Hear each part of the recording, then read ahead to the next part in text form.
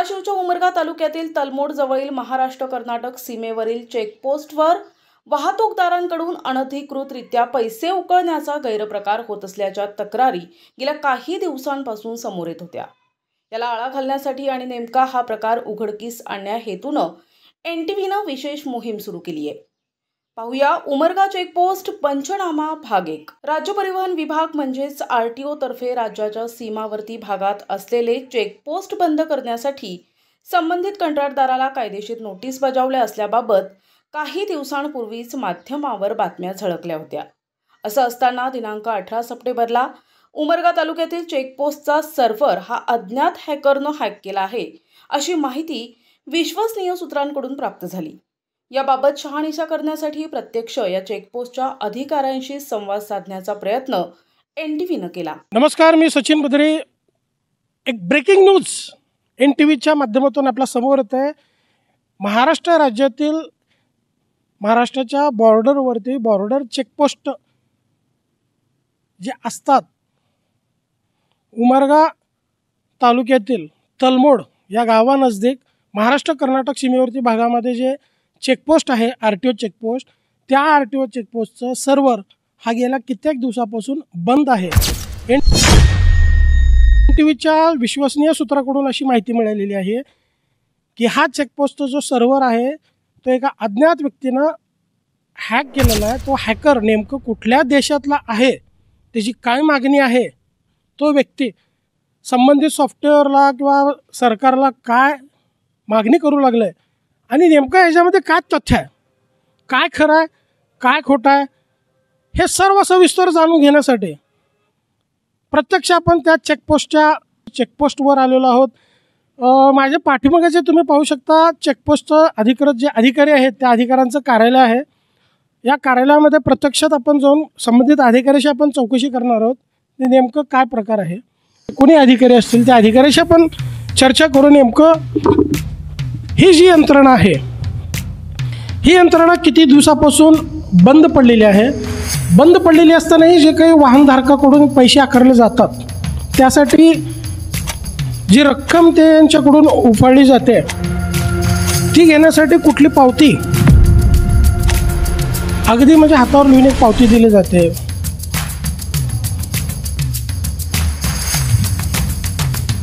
तर हा त्यांचं कार्यालय आहे। हा जो कार्यालय आहे, कार्यालयाच्या ठिकाणी कॅमेरामॅनला दाखवू इच्छितो हे खाली सद्भाव अशा पद्धतीने या ठिकाणी नाव दिसून येतं। कार्यालयामध्ये कोणी नाही, कार्यालयामध्ये अधिकारी किंवा संबंधित विभागाचे कोणी जबाबदार व्यक्ती आहे का हे आपण या ठिकाणी पाहतोय, त्यांचा शोध घेण्याचा प्रयत्न करतोय। NTV न्यूज मराठीची टीम या चेकपोस्टवर आल्याची माहिती भेटताच येथील संबंधित अधिकारी पसार झाले, लपून छपून इकडे तिकडे फिरू लागले आणि NTVच्या कॅमेऱ्यासमोर येण्याचं टाळताना यावेळी दिसून आलं। यावरून आमच्यातील आणि सर्वसामान्य नागरिकांनी व्यक्त केलेल्या शंकेला अधिक खतपाणी त्यांनीच घातलं। या उमरगा चेकपोस्टवर CCTV कॅमेरे बंद असून मनमानी कारभार सुरू असल्याचं स्थानिक वाहन मालकांनी NTVला सांगितलंय। सर्व पेपर नियमात असले आणि गाडीत माल पण नियमानुसार असेल तरीही यांना पैसे द्यावेच लागतात असंही गाडी मालकांनी सांगितलंय। आता तर पूर्ण सिस्टीम बंद पडलेली असताना इथे सर्व प्रकार अंधाधुंद सुरू आहेत अशी तक्रार मालवाहतूक गाडी मालकांच्या समोर येत आहेत। विषय जेवढा छोटा वाटतो तितकाच मोठा गंभीर स्वरूपाचा हा विषय। उमरगा तालुक्यामध्ये तलमोड या गावानजदीक जे RTO चेकपोस्ट, बॉर्डर चेकपोस्ट या नावानं हा जो कार्यालय आहे, या ठिकाणी जर पाहिलं तुम्ही, कॅमेरामॅनला विनंती करतो तुम्ही या इकडं या बाजूनं तुम्ही पूर्ण हे गाड्यांना दाखवा, गाड्यांचं लोकेशन कशा पद्धतीनं गाड्यांची रांगा या ठिकाणी दिसून येतात। तर या गाड्यांमध्ये कर्नाटक, गुजरात या भागातून ज्या महाराष्ट्रामध्ये एंट्री करू लागल्या त्या गाड्या, आणि या गाड्यावाल्यांकडून म्हणजे ज्या वाहन चालकाकडून कमीत कमी 200-500 अशा वेगवेगळ्या पैशांची आकारणी केली जाते। हे आकारणी कशाच्या आधारे केली जात आहे सध्याला, कारण जी सिस्टीम आहे ते पूर्णपणे हॅक आहे। हे पाहण्यासाठी, हे जाणून घेण्यासाठी NTVची टीम या ठिकाणी प्रत्यक्ष बॉर्डर चेकपोस्टच्या अधिकाऱ्यांशी चर्चा करण्याचा प्रयत्न केल्यानंतर बॉर्डरचे एकही अधिकारी समोर यायला तयार नाहीत, कॅमेरापुढे यायला तयार नाहीत. त्यांचं स्पष्ट म्हणणं आहे की आम्हाला काहीही बोलायचं आधी नाही. मग त्यावेळेला NTVचा पुन्हा प्रश्न निर्माण झाला की या ठिकाणी एवढा मोठा जो कलेक्शनचा स्टेशन आहे, पैशांचा एवढी मोठी कलेक्शनची टीम आहे, जवळपास लाखो रुपयांची या ठिकाणी सर्रास मागणी या ठिकाणी वाहन चालकाकडून केली जाते. नेमकं जेव्हापासून ही सिस्टीम हॅक झालेली आहे तेव्हापासून किती कोटी रुपये या ठिकाणी जमलेले आहेत आणि अगदी त्यांना पावती दिली जाते कागदावर. ही पावती देण्याचा आदेश तुम्हाला कोणी दिला? या ठिकाणी पावतीच्या आधारे पैसे जमा करण्याचा, कलेक्शन करण्याचा पैशांचा, हे तुम्हाला कोणी अधिकार दिला? असे नानाविध प्रश्न या ठिकाणी घेऊन NTVची टीम आल्यानंतर NTVचा कॅमेरा पाहताच कुठलाही अधिकारी समोर यायला तयार नाही. म्हणजेच या ठिकाणी स्पष्ट या ठिकाणी दिसून येतं आहे की सरकारचा लाखो नव्हे तर करोडो रुपयाला या ठिकाणी चुना लावण्याचा प्रयत्न या उमरगा तालुक्याने होत आहे. आणि या ठिकाणी कुणीही ऑथराईज अधिकारी संबंधित विभागाचा बोलायला तयार नाही. कुणीही या विभागाकडे या त्यांच्या कार्यप्रणालीवर लक्ष द्यायला तयार नाही. महाराष्ट्र कर्नाटक सीमेवरती उमरगा तालुक्यातील तलमोड या ठिकाणी जे बॉर्डर चेकपोस्टच्या नाकाही या ठिकाणी खूप मोठी लूट होते. सिस्टीम हॅक आहे. हॅक असतानाही सिस्टीम बंद असतानाही या ठिकाणी पैशाची मोठ्या प्रमाणावर वसुली होत आहे. ते नेमकं कितपत यामध्ये कोणाकोणाचे पायमुळे रोवलेले आहेत, कोणाकोणाच्या खिशामध्ये किती लाखो रुपये दररोज जात असतील, हा एक चौकशीचा भाग आहे. जे बॉर्डर चेकपोस्ट नावाचा हा सिस्टीम तुम्हाला दिसतोय, हे गेल्या कित्येक दिवसापासून सिस्टीम ऑनलाईन प्रणाली ही हॅक झालेली आहे, बंद आहे. बंद पडलेली असून सुद्धा या ठिकाणी गाडीवाल्याकडून, वाहन चालकाकडून पैशाची आकारणी केली जाते. प्रत्यक्ष आपण या ड्रायव्हरला विचारू, ही जी गाडी आलेली आहे, आप कहाँ से आए? बंगला से आया. अभी कितने रुपए दिए वहाँ पर? वो 220 रुपये मांग रहा था, अभी लिया नहीं. मैं बोला उसको पैसा नहीं है मेरे पास, 220 रुपये मांग रहा था वो. हाँ, आपको कुछ रसीद वगैरह दिया पावती? कुछ नहीं दिया, रसीद वगैरह कुछ नहीं दिया. तर एकंदरीत आहे ना, हे जे वाहन चालक आहेत, मग जे काही या बाउंड्रीवर येतील त्या प्रत्येकाकडून 220 रुपये प्रत्येकी गाडी वाहन चालकाकडून घेतात हे. आणि या सिस्टीममध्ये नेमकं NTVचा प्रश्न साधा सोपा सरळ आहे. सिस्टीम हॅक असताना हे पैसे कशाच्या आधारे घेऊ लागले? जे पावती म्हणून हे वाहन चालकाला देतात, हे पावती देऊन वाहन चालकाकडून पैसे घेण्याचे आदेश यांना कोणी दिलं हे सांगायला एकही अधिकारी समोर यायला तयार नाही. दुसरा एक या ठिकाणी वाहन चालक आहे. तुम्हाला किधर से आप? महाराष्ट्र से. कुठून आला भाऊ?